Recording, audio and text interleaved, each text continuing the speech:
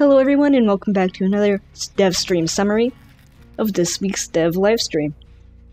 So this week, they did go over one important thing, and that is the emblem system. The PTB is out right now over the weekend.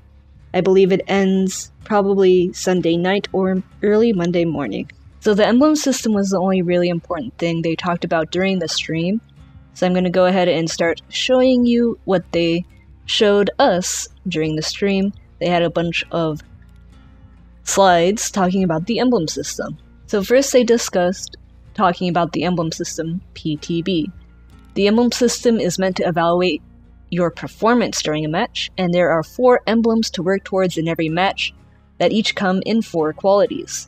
The total amount of emblems won, as well as their quality, will determine your overall match rating and progress towards your next rank, and that is the pip that you are awarded, or pips. Next up here, we have why a new system.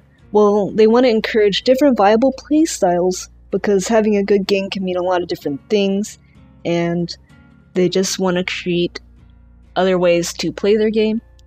Also, they want to make opposition for the 2 teams, Killer and Survivor, so the 2 teams' emblems are opposed to each other, and performing well in one emblem may impact your opponent's emblem quality. It is important to note that blood points and ranking are completely separate, so any blood points you earn during a match will not affect your emblem quality or how many pips you get.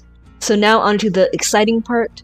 What are the emblems? So here we have the emblem quality. You have nothing, bronze, silver, gold, and iridescent.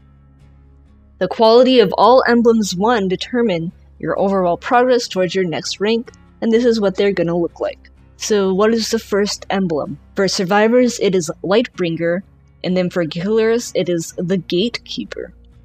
So for survivors, it evaluates how many generators you have participated in, and your progress is counted for all of them. So if you work 50% on a generator and then get chased by the killer, that 50% will count towards your emblem.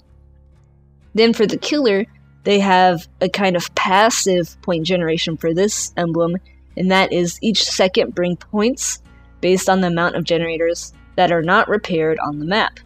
So the longer you go without a generator being done, the more points you will accumulate.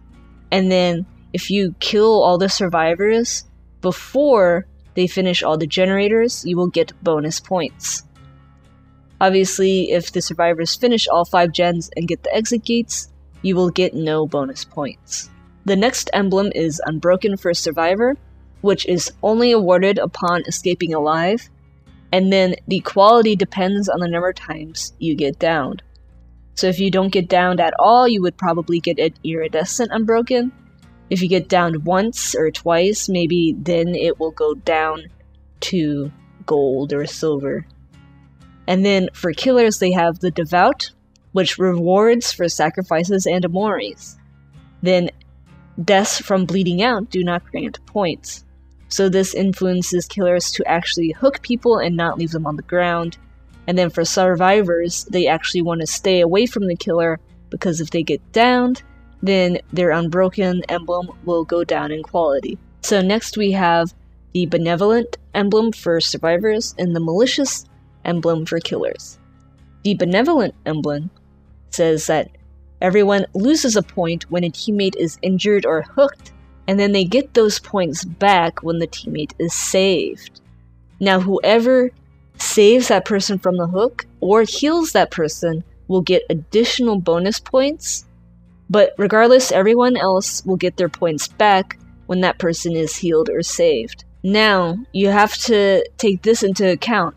If a survivor is sacrificed, that means they get injured and they get hooked, and since they can't be saved, those points are permanently taken away from your Benevolent emblem. So you want your team to survive.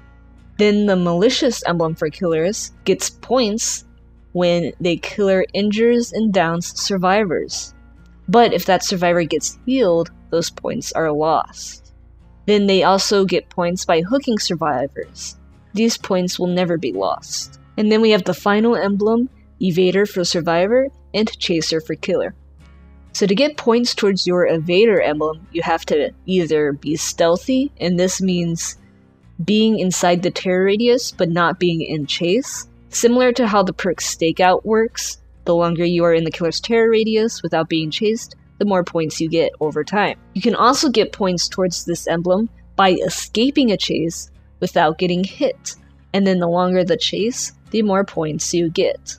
On the killer side, the chaser emblem, they get points towards this by starting a chase and landing a hit during the chase. Then they get additional points based on the chase's length and if the chase is successful. Now the objective of the PTB, they said, is play as much as you want. They want to get data from a wide range of players and skill levels to refine their balancing. Then they will have a survey about the PTB after it is over, and then they want to help us understand the inner workings of the emblem system by releasing this PTB and see how you can play with it, how you rank up, and what doesn't make you rank up. So try it out and then give some feedback. One last thing I want to mention about the public test build is how it works. So once you get access to the public test build, what it will do is it's going to download a separate version of the game with the emblem system in it. And it's going to copy your save file, your current save file, over to the PTB. Once it copies your current save file, anything you do in your original save file will not transfer over to the PTB save file, and anything you do in the PTB save file will not be transferred over to your original save file. So you don't have to worry about your save files getting conflicted with each other. They're completely separate. Also, any blood points you earn in the public test build do not transfer over to your normal game. So think of them as two completely separate games. The public test build does not affect anything from the normal Dead by Daylight game, and vice versa. The public test build is available right now. So devs did not say anything about how many emblems you need to pip or how the emblems pip you. So go and play the PTB and test it out for yourselves. I'm definitely going to be playing the PTB myself and seeing how this new system works. So I hope this video has helped you out and getting caught up with what's up in DBD. And as always, good luck out there in the fog, and see you next time.